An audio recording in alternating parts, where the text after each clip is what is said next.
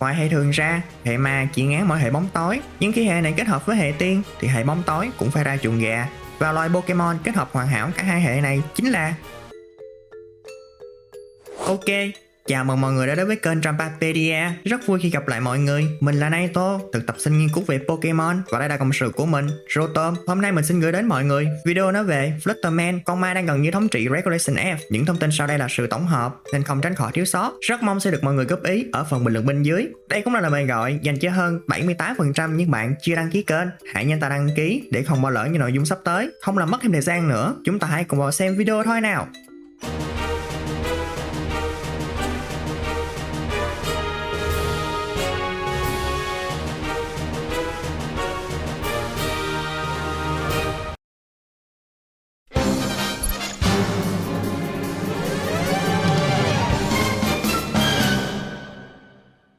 Mình sẽ điểm sơ qua một vài thông tin ngắn gọn về con ma thời tiền sử này. Flutterman lần đầu được giới thiệu trong bản game Pokemon Scarlet thuộc thế hệ 9. Nó được phân vào phân loại Pokemon Paradox, mang ý nghĩa là nghịch lý, vì sự tồn tại của nó và đám còn lại đều là những mâu thuẫn chưa có lời giải. Ngay từ khi được cho phép mang vào thi đấu ở các giải đấu chuyên nghiệp, Flutterman đã là một Pokemon được hầu hết các trainer lựa chọn đưa vào trong đội hình của mình. Gần nhất, nó đã góp mặt trong đội hình của Giovanni, nhà vô địch trong giải Pokemon World Championship 2025. Không cần phải khen ngợi các song hệ ma và tiên này thêm nữa, vì Flutterman đã giữ hẳn vị trí top 1 trong top những Pokemon hệ ma tốt nhất rồi. Nếu bạn nào còn chưa xem thì nên xem video này đi nha, đảm bảo hay lắm. Bộ chỉ số là điểm chúng ta sẽ nói đến trước. Chắc cú một điều rằng Flutterman rất mỏng, HP và thủ vật lý của nó đều chỉ 55, một cú sức binh thôi là đủ cho nó đầu thai kiếp khác rồi. Tấn công vật lý càng không có gì đáng để tự hào. Được cái tốc độ, tấn công đặc biệt và thủ đặc biệt tận 135. Thì việc nó được sử dụng với vai trò tốc chiến, tốc thắng là rất phổ biến. Flutterman cũng tương tự như những Paradox của đại khác, nó cũng sở hữu đặc tính Photosynthesis. Hiểu cái đặc tính này là nếu dưới trời nắng thì chỉ số cao nhất của Paradox sẽ được tăng thêm 30% hoặc 50% cho tốc độ trừ HP, đồng nghĩa với việc tấn công đặc biệt hoặc thủ đặc biệt của Flutterman sẽ được buff thêm 1.3 sức mạnh và sẽ là 1.5 nếu đầu tư vào tốc độ. Nhưng dù ở mảng nào đi chăng nữa, Flutterman cũng đảm bảo là đứa ra đòn trước vì tốc độ của nó chỉ xếp sau mỗi Iron Bundle, Pokemon nhanh nhất thế hệ 9.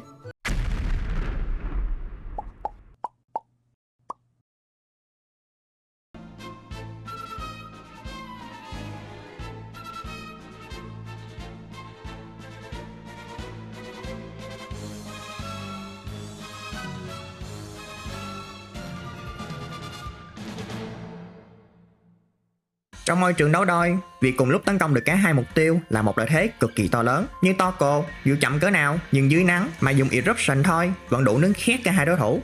Huống hồ chỉ Flutterman với sức tấn công đặc biệt 135, nó cũng học được chiêu thức tấn công hai mục tiêu là Dazzling Gleam, chiêu stab hệ tiên với sức mạnh cơ bản 80, đánh trúng 100%. Nhờ tấn công đặc biệt vốn đã cao nên chỉ việc spam chiêu này thôi thì lượng sát thương mà Flutterman gây ra vẫn sẽ cực kỳ gây áp lực lên đối thủ.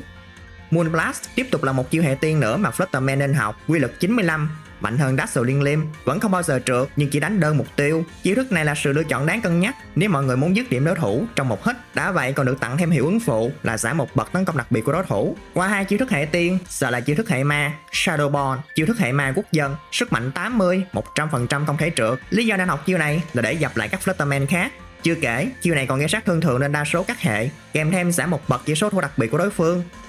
Icy Wind, một chiêu hệ băng khá rắc rối, mặc dù sức mạnh chỉ vỏn vẹn 55, độ chính xác 95%, nhưng Flutterman vẫn nên thủ cho bản thân chiêu này trong bộ chiêu thức, vì dù sao đây cũng là một chiêu giúp kiểm soát tốc độ cơ bản, hiệu ứng làm giảm tốc độ tim của đối phương, tạo cho đồng đội cơ hội ra đòn trước. Vốn dĩ tốc của Flutterman đã cao, nên việc nó dùng Icy Wind để giảm tốc độ đối phương trước gần như hoàn toàn khả thi. Protect, chiêu thức bổ trợ hệ thường mà bất cứ Pokemon nào ở VCG cũng cần phải học để có thể đón đầu những chiêu như Fake Out hoặc câu chiêu của đối thủ. Flutterman cũng không ngoại lệ, dù nó không sợ Fake Out đi chăng nữa nhưng Sucker Punch thì không. Trang bị đầu tiên mà Flutterman nên dùng sẽ là Choice Specs với chỉ số tấn công đặc biệt khổng lồ kết hợp với đặc tính Photosynthesis. Đeo thêm trang bị này sẽ biến Flutterman thành một chiếc xe tăng đột phá mọi đối thủ chỉ với 1 đến 2 hit. Điểm hạn chế là chúng ta chỉ có thể dùng một chiêu thức duy nhất trừ khi nào rút về và đảo lại ra sân, dễ gặp bất lợi nếu sao tranh với những đối thủ cứng. Lựa chọn 2 sẽ là Life Up. Tuy sát thương nhỏ hơn Choice Specs, bù lại có thể dùng được các chiêu thức khác nhau phù hợp với đối đánh cân bằng, nhưng cứ mỗi lần tấn công, Flutterman sẽ bị mất đi 1/10 HP. Booster Energy, trang bị đặc biệt dành riêng cho các Barados. Khi chúng không được dùng trong môi trường sân đấu hay thời tiết phù hợp, trang bị này sẽ bù đắp vào mặt thiếu sót đó. Đây cũng là trang bị mà Flutterman yêu thích nhất, khi không cần có nắng mà vẫn kích hoạt được đặc tính, giúp tăng chỉ số mạnh nhất của bản thân, không sợ bị khóa chiêu như Choice Specs hay bị mất đi 1/10 HP như Fly Up. Nhưng vẫn có một nhược điểm, vì đây là hàng dùng một lần nên Flutterman sẽ mất đi lợi thế nếu bị rút về bóng.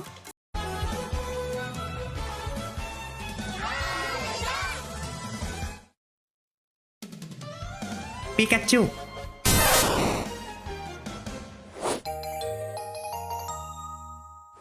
Sau đây mình sẽ nói về những đồng đội mà Flutterman nên đi cùng để bao kê cho nó ra đòn không mệt mỏi.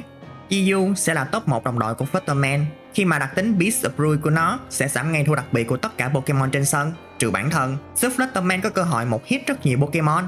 Và Chi-Yu sẽ bồi thêm một lượng sát thương không hề nhỏ, khiến cho bộ đôi này cực kỳ là nguy hiểm. Tornadus với đặc tính Prankster hỗ trợ Flutterman bằng Tailwind, Taunt và các chiêu hiệu ứng khác. Nhờ đó Flutterman có thể dùng Choice Spec thoải mái mà không cần lo tới việc chậm hơn các Flutterman khác. Tự Tornadus cũng có thể gây sát thương bằng Liquid Storm, còn có cơ hội giảm tốc độ của đối thủ. Torkoal mặc dù không phải là đồng đội tốt nhất như Chi-Yu, nhưng với việc nó là Pokemon có đặc tính Drought thì vẫn sẽ là một hỗ trợ ổn cho Flutterman trong việc kích hoạt đặc tính. Đã nói về đồng đội thì không thể nào vắng bóng kẻ thù Arcanine và Hisuian Arcanine kháng được stat hệ tiên của Flutterman, và nếu trang bị là Assault Vest sẽ khiến Flutterman dè chừng ngược lại, vì nếu nó có Tera để tăng thêm sát thương thì vẫn sẽ bị đe dọa bởi Extreme Speed, một chiêu thức ưu tiên với 80 điểm sức mạnh. Choice Scarf Urshifu Rapid Strike, hãy cẩn thận, vì lúc nào Urshifu cũng có tỷ lệ cao dứt điểm Flutterman của chúng ta với Sucky Strikes, và 100% khi dưới mưa, việc nó mang theo Choice Scarf đảm bảo sẽ luôn nhanh hơn. Cụ thể hơn thì đây là tính toán lượng sát thương mà chúng ta sẽ phải gánh lấy. Urshifu Rapid Strike, Max 252 chỉ số tấn công vật lý, dùng Second Strikes trúng hết cả 3 hit và một con Flutterman 100 HP, 100 thua đặc biệt, thì Flutterman sẽ nhận một lượng sát thương từ 135 đến 162, tương đương 94,4% đến 113,2%. Dễ hiểu hơn là Urshifu có 82,9% cơ hội one hit KO Flutterman. Among Us luôn là một đối thủ khó chịu, khi không dứt điểm được nó thì chắc ăn chúng ta sẽ dính Spore và còn có khả năng là hẹo luôn. Nhưng nó sẽ không còn đáng sợ nữa nếu Flutterman có Chi-Yu đi cùng.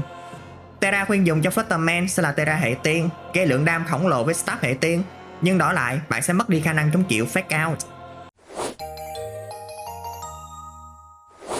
Sau đây là set mẫu mà mình muốn gửi đến mọi người. Mặc dù bị bulky hơn nữa sẽ là tối ưu, nhưng bản thân mình là thích kiểu build này hơn, vì 100 công đặc biệt cho Spec Flutterman. Dùng Dash liên liêm, đối đầu với con tiên lưu 132 HP, 252 thủ đặc biệt, mang Assault Vest, đặc tính Vessel of Ruin, thì chúng ta có thể gây ra 3 hit KO, từ 86 đến 104 sát thương, tương đương 34,8% đến 42,1%.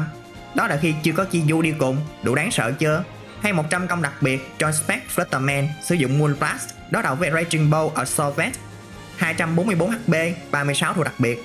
Flutterman có thể 2 hit KO. Lúc này Raging Bolt sẽ phải chịu một lượng sát thương từ 158 đến 188, tương đương 68,3% đến 81,3%, mà còn có 50% cơ hội một hit luôn nếu có Chi-Yu đi cùng.